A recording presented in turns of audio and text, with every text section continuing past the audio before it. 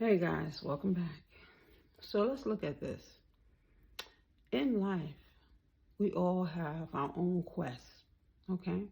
We all have our own way, our own journey that we are trying to go into. While going into this journey, we are also asking for discernment. We're asking God's guidance. We're asking for a great deal of things because when a person goes out to war, they have to be prepared, right? And in life, sometimes we feel like we are facing war. Sometimes we feel like we're facing a journey that is really challenging. And it can sometimes be that, but it's not going to be as challenging if you have the right equipment, right? So it's important that we look at that as well. So there was a family, and in this family, they were gifted a person to advise, an advisory person. So 6 kids, right? The oldest child was actually already out of the home, and he was going to the spiritual advisor. And the spiritual advisor told him, he said, look, certain things that you're going to have to worry about, okay? Don't try to be slick. Don't try to always have a get-rich scam. There is no such thing. You have to make sure that you're focused on your strengths. Now, I'm going to give you some spiritual work to do. You get that work done, you come back to me, and we're going to talk about your next step. He's like, all right, all right. And he took the work and never returned.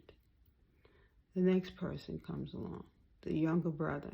He goes to, let's call the person professor, goes to the professor's office. When he goes to the professor's office, he gets tired. He's upset because he has to wait outside all the time. He's like, man, this guy's never, I got some things I need to do. So the professor comes out of his office and he says, look, if this is not a good day, we can reschedule. He said, I'm already here. He says, calm down. He's like, you're going to have to wait a while because I have a few people before you. So the guy sits down. The professor goes back into his office. And the guy, with all of his impatience, the professor has to ask him to leave. His energy from overworking his mind is upsetting the people around him. You see, when you go into meditation, you're supposed to be calming yourself. You're supposed to be grounding yourself. If your mind is not on spirituality, if it's not on God, where are you going? This person had too many things working in his mind. He was thinking about going to meet his girlfriend. He was also thinking about a job and how much money he was going to make on that job. And if it didn't work out, or if it was going, he was really coming for advisement. But the problem is sometimes when we go to another person, we're reaching outside of ourselves. We need to be going into meditation so that God gives us an answer. Sometimes we look for our answers everywhere else, but our answer really lies within. So he gets upset, loses his patience, and he's asked to leave. So he leaves and he's very upset. He's driving crazy, ends up getting into an accident. That accident was meant for him to sit in silence. Now he's stressed out because of the accident. He feels guilty because he didn't stay at the office and meditate like he was asked to do.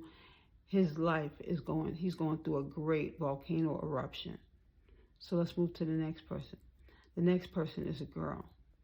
She goes in and she has an appointment with the professor. The professor gives her work to do and he says, look, if you get this work done, you will be in a different place. You need to make sure that you're working on this stuff because you are going to be gifted if you get this work done. So she said, okay. She's very happy. She goes home. She does the work. What she starts noticing is in her meditation, she's receiving more downloads. She's receiving more information. So she's happy with it. She finishes her work and she goes back to the professor to give him her work. He accepts her work. He said, okay, you did a good job, but I need you to do this other stuff. And he doubles or triples the work this time.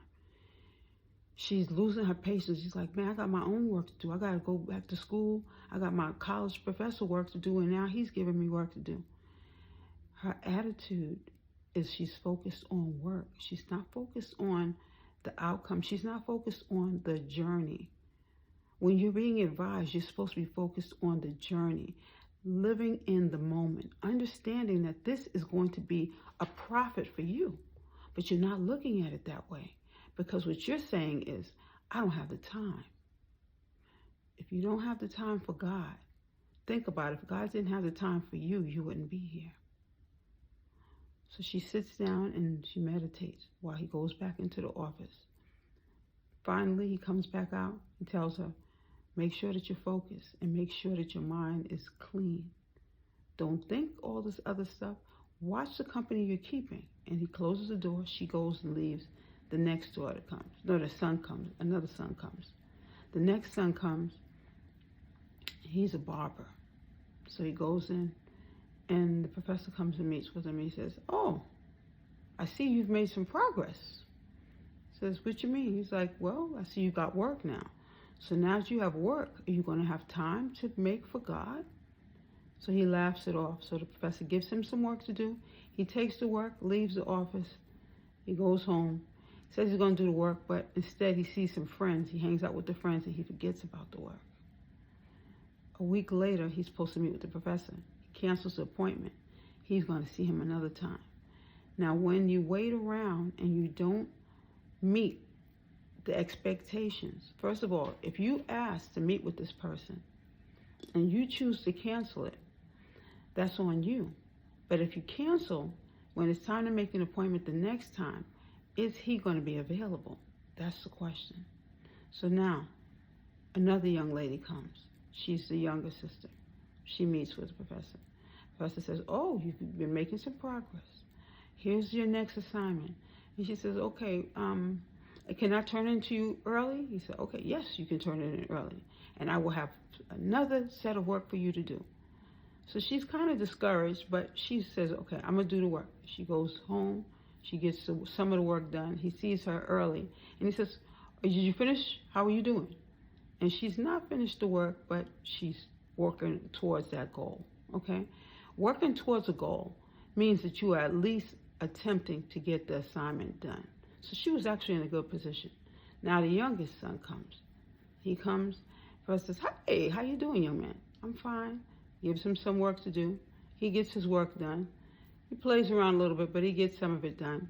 Professor sees him the next time and says, hey, how's it going? Everything's okay. He didn't ask him for the work. He's waiting for him to give him the work because he's old enough now to where he can give his work, he can initiate, he can speak on his own behalf. His parents don't need to speak for him. Here's the deal with all these different individuals. This family, mother, father, children, could have been superheroes, you know? You never know what God has in mind for you. You never know. God could have been saying, okay, this family has enough tenacity. They have enough gifts within them. If they bond together, they meditate together as a family, they can actually make it. But now, the problem is that everyone has neglected doing their work. Some people have decided that getting caught up in the TV and the video games and the work and the extracurricular activities, they've not been turning in their work. Spiritually, whenever you get spiritual assignments, these assignments are given to you for a reason. Not only are they given to you to develop and to grow, but if you neglect to do the work, isn't that a form of neglecting yourself? It's almost like when I was a little kid, I used to love to watch superheroes. We used to get up in the morning, early in the morning, to watch these cartoons. I had a dream, a nightmare one night. And I said, Wonder Woman, come help me, come save me. Wonder Woman beat me up. So the next superhero, all right, after she finished beating me up, I called, what did I call? Batman. I called Superman. I called one of them.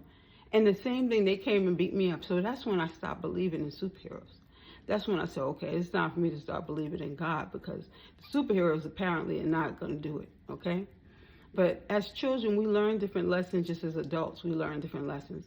The situation is what are we learning now? Are we learning from our mistakes?